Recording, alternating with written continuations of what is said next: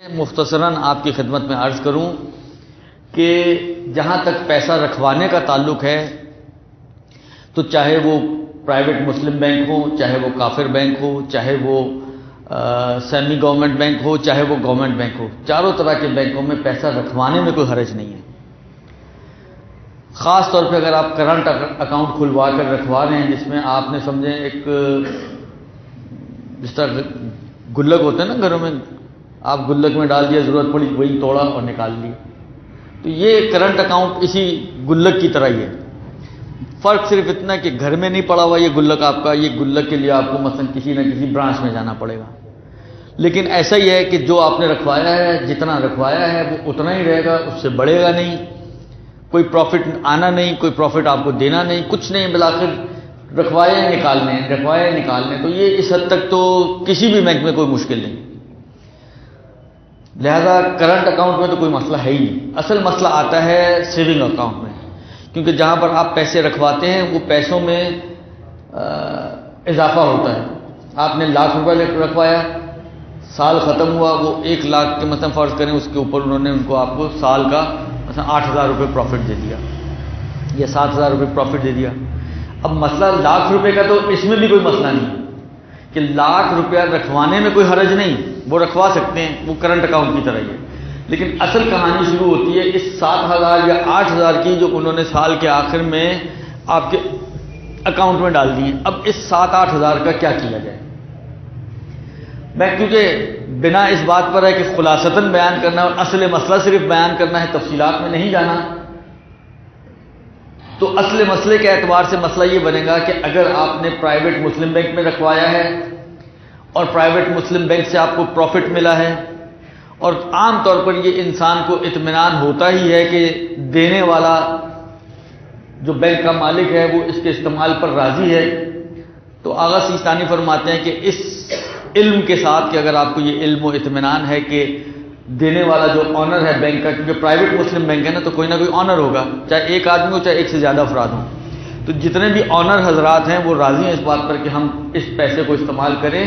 تو اگرچہ ہم اس پیسے کے مالک نہیں ہیں، اگرچہ ہماری ملکیت میں وہ پیسہ نہیں ہے، پیسہ اسی کا ہے جس کا ہے، یعنی اس مالک کا، لیکن کیونکہ آپ کو یقین اور اطمینان ہے اس بات کا کہ وہ استعمال پر راضی ہے، تو آپ اس کو استعمال کرنے کا حق رکھتے ہیں، آپ اس پیسے کو استعمال کر سکتے ہیں۔ اگر آپ نے اس پیسے کو اپنی ضروریات میں خرچ کر دیا، چیپٹر وہیں پہ کلوز ہو گیا، نہ وہ واپس تقاضا کر سکتے کہ وہ واپس کرو میرے پیسے، تمہارے تھے ہی نہیں، اگر اطمینان کی بیس پر آپ نے یہ خرچ کیا ہے، اور نہ ہی میری گردن پہ کوئی اور ذمہ داری آتی ہے کہ آپ کہیں جی میں نے کسی اور کا مال کھا لیا تو میری گردن پہ ضمانت آ گئی، تو ضمانت وغیرہ بھی نہیں ہے، سمپل سا فارمولہ، یہ کھائیں پئیں عیش کریں۔ یہی تقریباً کم و بیش اسی ٹائپ کا مسئلہ ہے اس صورت میں کہ اگر آپ نے کسی کافر بینک میں پیسہ رکھوایا ہو جو پیور کافر بینک ہو، جس میں مسلمانوں کے شیئرز یا تو نہ ہو یا اتنے کم مقدار میں ہو کہ نہ ہونے کے برابر ہو، 1-2% مسلمانوں کے شیئر ہیں اور یہ شیئرز جو ہیں نہ ہونے کے برابر ہیں، تو اس کا بھی یہی مسئلہ ہے کہ آپ جو ہے اس بینک کو، اس پیسے کو جو اس نے آپ کے اکاؤنٹ میں سال کے آخر میں ڈال دیا ہے، اس عنوان سے کہ کافر نے آپ کو مال دیا ہے تو کافر کا مال لینے کی نیت سے آپ یہ پیسہ رکھ سکتے ہیں، اور اس میں نہ کچھ دینا ہے، بس سارا آپ کا ہے، آپ کھائیں پئیں عیش کریں، بچوں کو گھمانے لے جائیں۔ یہ دو صورتیں۔ تیسری صورت یہ ہے کہ پیور گورنمنٹ بینک جیسے نیشنل بینک ہے، پورے کا پورا حکومتی بینک ہے، اس میں بھی جو پیسے آپ کو مل رہے ہیں، آغا سیستانی یہ فرماتے ہیں کہ آپ اس پیسے کو، میں آپ کو اجازت دیتا ہوں، یعنی عمومی اجازت ہے سب کے لیے، میں آپ کو اجازت دیتا ہوں کہ آپ یہ پیسہ میرے بہاف پر اس کو آپ ایکسیپٹ کر لیں، قبول کر لیں، کیونکہ یہ مجہول المالک ہے، تو مجہول المالک کا اختیار کیونکہ فقیر کے ہاتھ میں ہوتا ہے، لہذا وہ آپ کو اجازت دے رہا ہے کہ آپ اس کو میرے بہاف پر لے لیں، لیکن آپ خود آدھا استعمال کریں، آدھا آپ کو کسی بھی دیندار شریف فقیر کو صدقہ کرنا ہوگا، یعنی آپ کے لیے گویا یوں سمجھ لیں کہ آپ کے لیے آدھے استعمال کی ہی اجازت اس شرط پر آگاہ دے رہے ہیں کہ آدھا آپ صدقہ کریں کسی دیندار شریف فقیر کو، یعنی آپ آدھا رکھ سکتے ہیں، آدھا آپ کو دینا پڑے گا۔ اب یہ نہ سوچیں کہ آپ کا نقصان ہو گیا، یہ سوچیں کہ پروفٹ کم ہوا ہے، تو ذرا تسلی ہو جائے گی کہ پروفٹ تو ہوا ہی ہے نا. نقصان سوچیں گے تو یہ لگے گا آپ کو کہ میری جیب سے کچھ جا رہا ہے. آپ یہ سوچیں گے کہ پروفٹ کم ہوا ہے تو آپ کو یہ لگے گا کہ جیب میں کچھ آیا میری، لیکن تھوڑا کم آیا ہے، 8,000 کی بجائے مثلا 4,000 آئے ہیں، لیکن بالآخر آیا ہے تو تسلی رہے گی، دل کو ڈھارس رہے گی کہ بالآخر نقصان نہیں ہوا میرا. یہ ہو گیا تیسرا بینک. چوتھا ہے semi government bank. Semi government bank کا مطلب یہ ہے کہ کچھ شیئر اس میں حکومتی ہیں اور کچھ شیئر اس میں مثلا پرائیویٹ لوگوں کے ہیں. تو اس میں جو مال مل رہا ہے،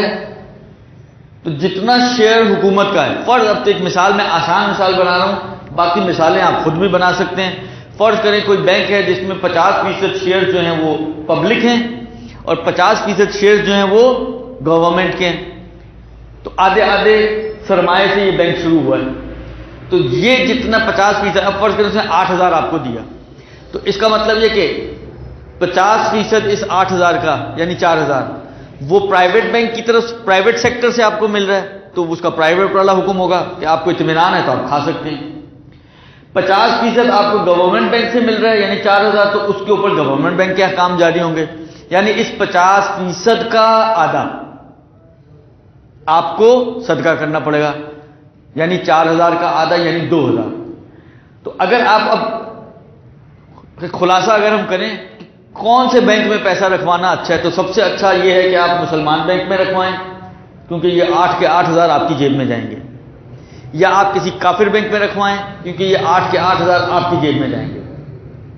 ان دونوں کے بعد دوسرے مرحلے پر ہے سیمی پرائیویٹ بینک یا سیمی گورنمنٹ بینک. اب کیونکہ پرائیویٹ بھی ہے گورنمنٹ بھی ہے، تو ادھر سے گئے ادھر سے گئے، بالآخر ایک ہی بات ہے. اس میں یہ ہے کہ اس میں بھی 6,000 آپ کی جیب میں جا رہے ہیں، جو مثال ہم لے کر چل رہے ہیں اس کے حساب سے. لیکن اگر آپ نے